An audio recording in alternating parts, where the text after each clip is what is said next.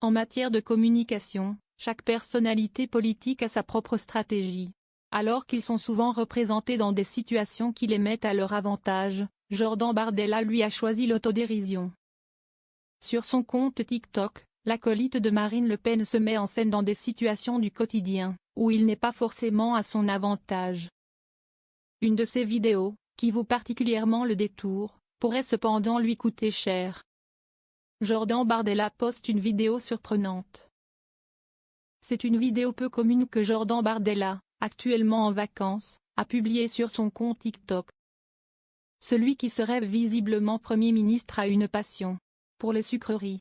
Sur le post, il écrit « Moi H24 comprenez, moi toute la journée ».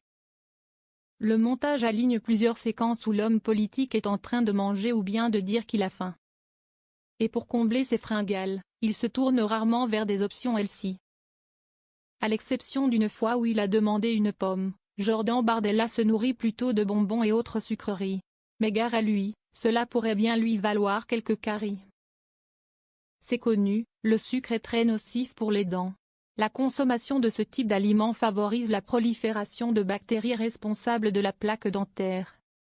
Comme l'explique l'Association dentaire canadienne, ces bactéries se mélangent au sucre et produisent un acide, qui attaque la couche externe des dents appelée l'émail.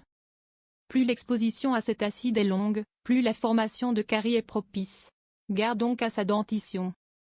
Jordan Bardella, un grand enfant? Même si cela n'est pas forcément visible au premier abord, la publication de cette vidéo a une visée politique. L'objectif serait que des électeurs puissent s'identifier à lui, et qu'il est au final, comme tout le monde. Il me fait trop rire vraiment, il montre une phase de lui que les autres ne montrent pas. Et je préfère ce genre de personne, commente une internaute. Stratégie réussie? Pas forcément, car cela est aussi très infantilisant. Il va devoir faire évoluer sa communication, on ne gagne pas en faisant croire à des gamins de 16 ans qu'on leur ressemble. Sinon, cela se retournera un jour contre lui, avait déclaré un cadre du Rassemblement national.